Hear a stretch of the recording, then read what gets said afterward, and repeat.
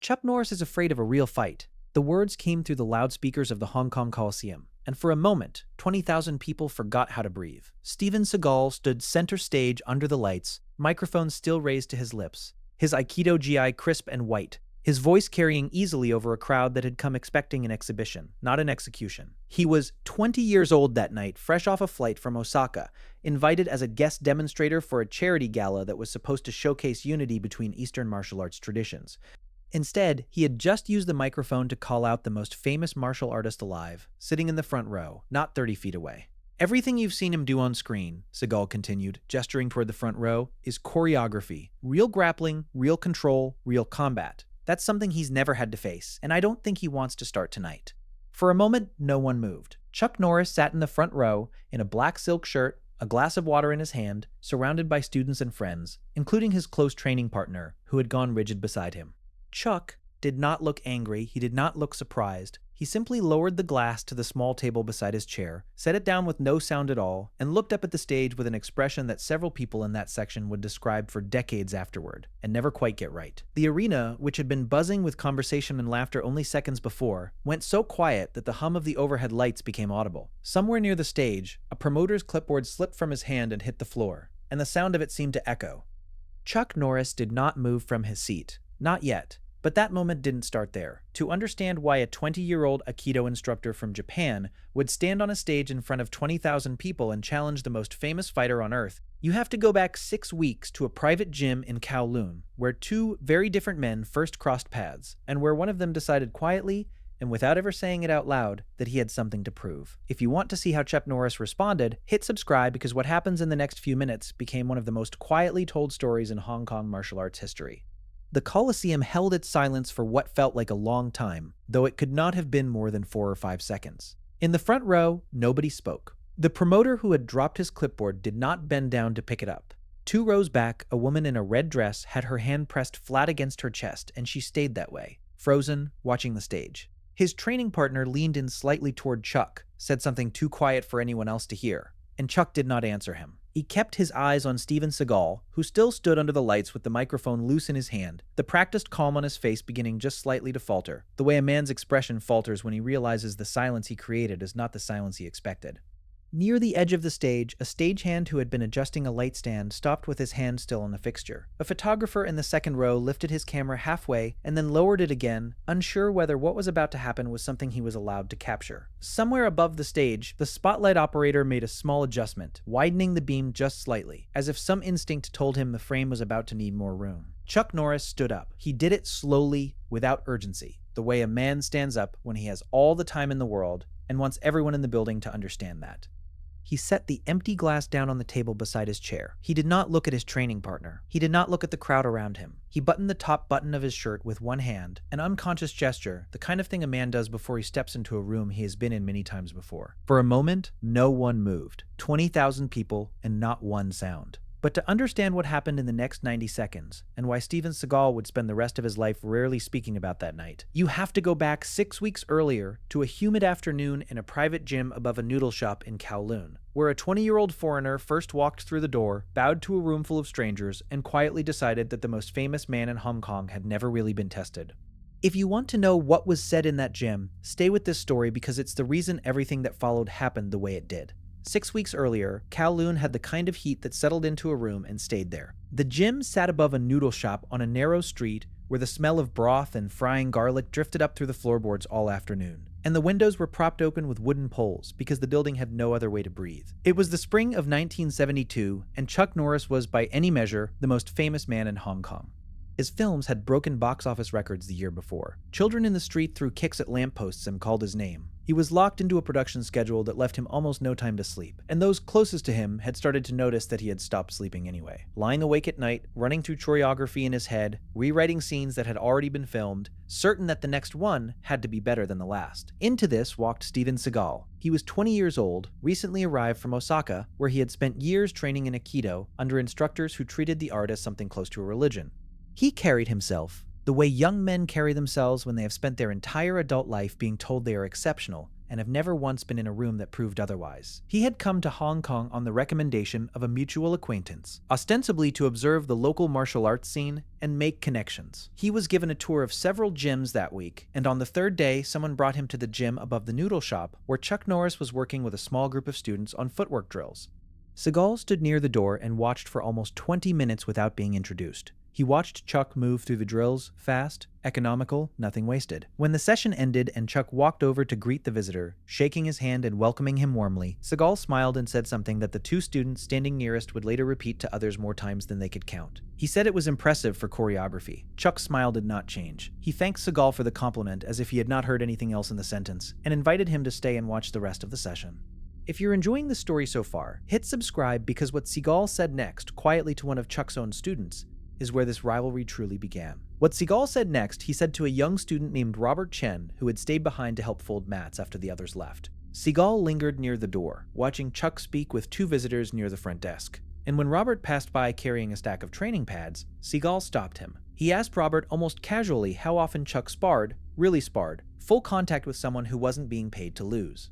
Robert hesitated, said that Chuck trained constantly, that the speed bag work alone was enough to break a man's hands. Seagal nodded slowly, the way a man nods when he has already decided what he believes, and is only listening to see how far the gap is between what he believes and what he's being told. He said that he understood. He said that everyone around a famous man eventually learns to tell him what he wants to hear. Then he thanked Robert for his time and left. Robert didn't think much of it that night. But over the following weeks, the comment found its way back, the way comments do in a city where the martial arts community is small and everyone trains within walking distance of everyone else. Seagal had said something similar at two other gyms, that Chuck's reputation had outgrown his willingness to be tested, that his students were chosen for loyalty rather than honesty, that the demonstrations that had made him famous were impressive precisely because no one in the room would ever dare to stand close enough to find their limit.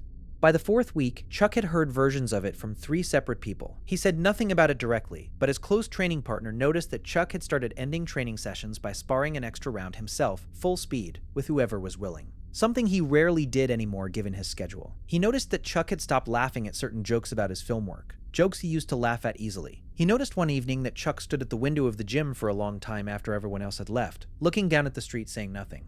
Then came the invitation to the charity gala, and the news that Steven Seagal had also been invited as a guest demonstrator to perform an Aikido exhibition for 20,000 people.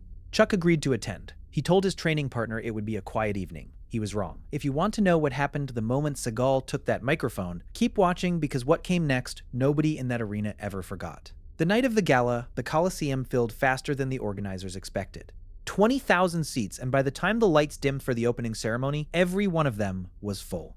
The program ran the way these programs always ran. Speeches, a dance troupe, a brief martial arts demonstration from a local school that drew polite applause. Chuck sat in the front row in his black silk shirt, relaxed, talking quietly with his training partner, occasionally lifting a hand to acknowledge someone who recognized him from the crowd. Steven Seagal's segment was scheduled near the middle of the program. He walked onto the stage in his white GI, bowed to the crowd, and performed a short Aikido demonstration with 2 of his training partners.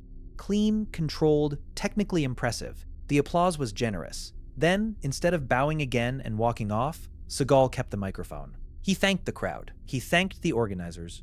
And then, in the same warm, confident voice he had used throughout the demonstration, he said that he wanted to take a moment to talk about something that had been on his mind since arriving in Hong Kong, the difference between performance and reality in martial arts. He said it gently at first, almost like a lecture, and then his eyes moved to the front row, found Chuck Norris, and stayed there. That was when he said it. The line about choreography, the line about real combat being something Chuck had never had to face, the line that ended with, "And I don't think he wants to start tonight." For a moment, no one moved. Chuck set down his glass. He stood up slowly, buttoned his shirt, and looked toward the stage with the calm, even expression of a man who had been waiting 6 weeks for exactly this moment to arrive. Not with anger, but with something closer to relief. He stepped past his training partner without a word. He walked down the aisle toward the stage steps, and the crowd parted for him the way crowds part for things they don't fully understand yet, but recognize as important. He climbed the steps, he walked to the center of the stage, stopped a few feet from Seagal, and did not speak. He simply stood there, hands loose at his sides, weight even on both feet, and waited. The same way he waited before every fight he had ever filmed, except this time, there were no cameras, no choreography, and no one was going to call cut. If you want to see what Chuck Norris did next, subscribe now, because the next 60 seconds became legend. Seagal recovered his composure quickly. He smiled, the same practiced smile from earlier, and gestured toward the open space at center stage, inviting Chuck in with a small bow.